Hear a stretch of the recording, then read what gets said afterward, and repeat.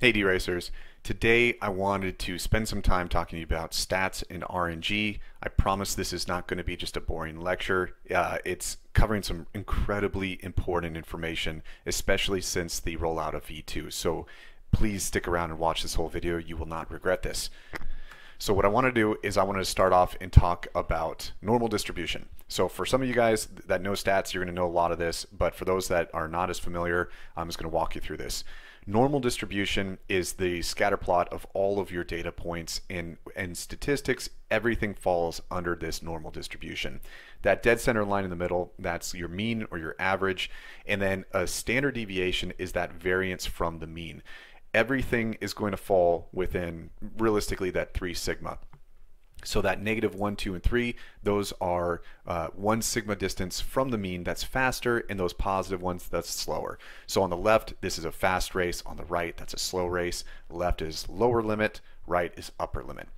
Now, standard deviation, that is the measurement of the variance from your mean.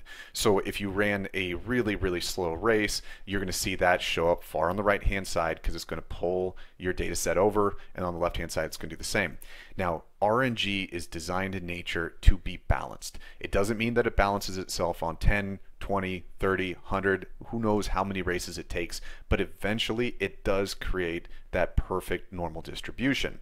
This is why when you only race a couple times and you go on to Discord and you try to tell somebody that your horse is a donkey and you hear everybody respond back, you need more races. Statistically, on the minimum of 30 races or a 30 sample size is like the minimum. The more you have, the higher trustworthy it is because you're going to see a larger set. So for example, if you look down here, if you quit at 10, you'll notice 2 races below, that 12 and that 14 were grossly lower than what the mean was. And so if you quit early, you're going to lose out on that visibility. So if you're looking for just acquiring data, this is why you want to take advantage of those One Dirk Mondays. But moving beyond that now, from DeRace itself, there's the 3 main traits that affect the speed of a horse. You got your reaction, speed, and stamina. Reaction, it seems to be pretty straightforward, how fast you get out the gate. So everything seems to be circled around the speed and stamina parameters. Now what I wanted to focus on is stamina here. One of the issues that I've had with stamina that doesn't make too much sense to me is it gradually decreases each 10th of a furlong. And now that's important, and I'm going to be talking about that again. So the issue that I have is if stamina is constantly dropping down, wouldn't it be a good indicator to then study the very, very end to be able to see whether or not a horse is fast?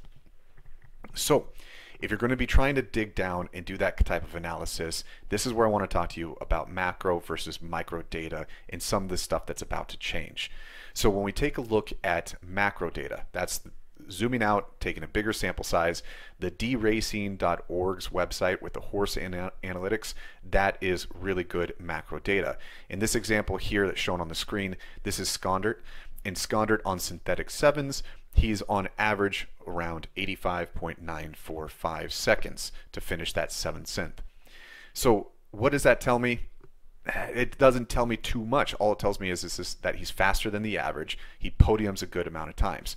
So what I wanted to do was to zoom into him. So I painstakingly would do screenshots of every single furlong, and then I would do manual data entry, and I did this for way too long, and it was definitely cumbersome and just excruciating.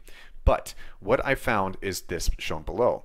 So I have a smaller sample size, and as I just said, more is better. So that's why the sum of the bottom one only equal 88.5 compared to the 85. So it's not the most accurate, but at least it gives you a sense of what I'm looking for.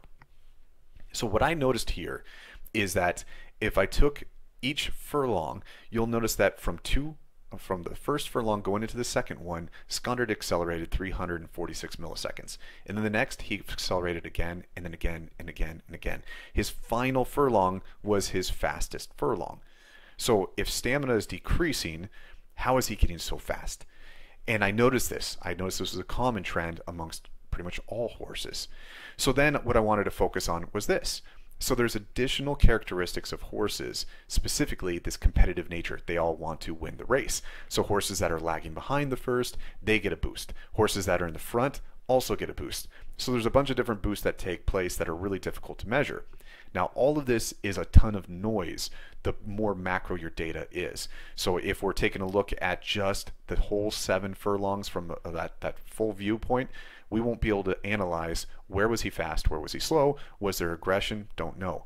And then when I take a look at those individual furlong analysis, I see that he speeds up, but if stamina is to decrease, why is he speeding up? Could it be because there's these additional mechanics that are in here, that maybe there was more competition, maybe there was something that took place on the track that made him gas out in spots and then accelerate in others? It's impossible to see until we take in consideration of this. So bear with me, we're almost there. So now, I said this once before where they talked about how each furlong is split into 10 different dice rolls. So in this example, a 7 furlong race is not just 7 different furlongs, it is 7D. So I was talking to my wife about this and just saying, like, imagine if you were a coach of a 100-meter dash and you were to pay attention to this is how fast the person is on the whole 100 meters. Now, if you were able to analyze that meter by meter, you would be able to see where your athletes are stronger or weaker in theory. So this means that there's even more finite data that's currently available. So we got our macro, we got our micro, and I'm excited to say that since the V2 update, we have new access to new data. And so Super Jockey, I got to give him major props. He immediately went into fixing the bot immediately for V2, which was awesome. V2, if you're not yet in it, please do. It is incredible. What DeRacers did, the speed of registration is just superb. So as we focus now on what we get out of this, Superbot or Super Jockey and I, we've been working for about the past 24 hours on building this tool. We are going to be releasing this to everybody. We're just trying to get it cleaned up so that way you have something to work with. So what we got here is taking a brief look at some of the data. You might notice that there's a lot more content involved. It is the individual roles. So when I heard about this news, even right now just talking about it, my neck hairs stand up. I get so excited. So what this means, and this is how we're going to be able to use this tool. If I type in Scondert's ID, the 1418, and I say that I want to analyze him on 7s, this is going to show me every single roll of the die. That red dashed line, that is his average pace throughout the entire race, that macro level data. Then you'll be able to see it's only shown every 2, but you could see those individual micro lines where we have at the 2 furlong, we could see where he was, the 4. And again, if I was only taking just little bite-sized chunks of each of these, I would only see these points in the race. It doesn't fully tell me the exact story. But what's exciting about this is that you're going to see how many of your hits, and if I scroll below, you're going to see it even more. So my average is that 1,215 milliseconds. And then I could see from each of the dice rolls, I'm looking at 1.499 seconds, so back and forth with my metrics here, and I could see each of those as they go through. Now, when I talked about normal distribution a little bit previously, I was talking about lower limits versus upper limits. Lower limits are good. That's what you want. That means your horse is fast. So trying to read this graph a little bit and make sense of this, what I created here is there's 2 columns. You got your FLL, and if you hover over this, that's what I'm calling your furlong lower limit. So in that first furlong that you ran, there's 10 individual rolls. So that means you have 10 sample sets. And the question is asking is, of those 10, how many of them were faster than the average in those 10? And you'll notice that the score is 5. So it was exactly 50-50. The next column over to the right is what is your race lower limit. So not just what was your average over those 10 inside that first furlong, but when you take the entire race and you go, okay, this is what the average is across all of them. How did you fare? And then if it's neutral, I left it as white. If you slow down, that means, so like 4, that means you only had 4 lower limits, meaning that you ran 6 slower than average, 4 faster than average.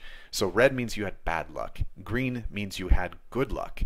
And what's interesting to me when I see this, and I haven't yet been able to make full sense of everything, but I just wanted to share with you some of the tools that are coming, is you'll notice that it was quite neutral here. Had bad luck. Maybe that's because there was a lot of competition, some jostling around, but then he sped up. Now, based off of a full race, 10 and 9, that means on the last 2 furlongs, Scondert was crushing his average pace almost every single roll. So his desire to close was exceptionally high. When I switch over to synthetic, I could take a look at this trend. I'm noticing at 5, 6, and 7.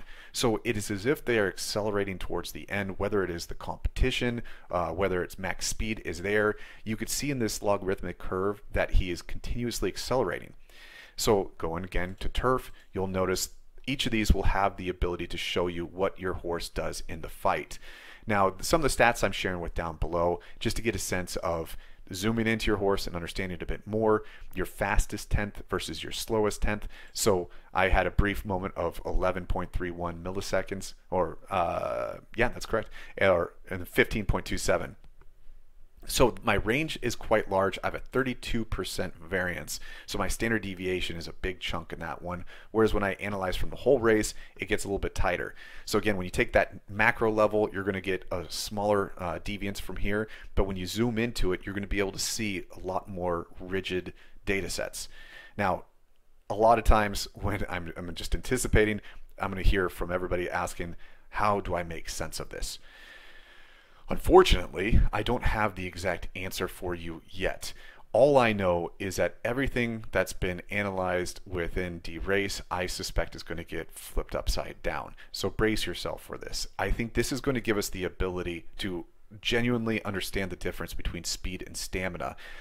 As this gets built out, and if we get more modeling in the tools that our ecosystems are building out there, I suspect we're going to be able to start isolating out traits, maybe even some of those ones about the competitive nature, because we're going to be able to see so much more of what takes place inside the game itself.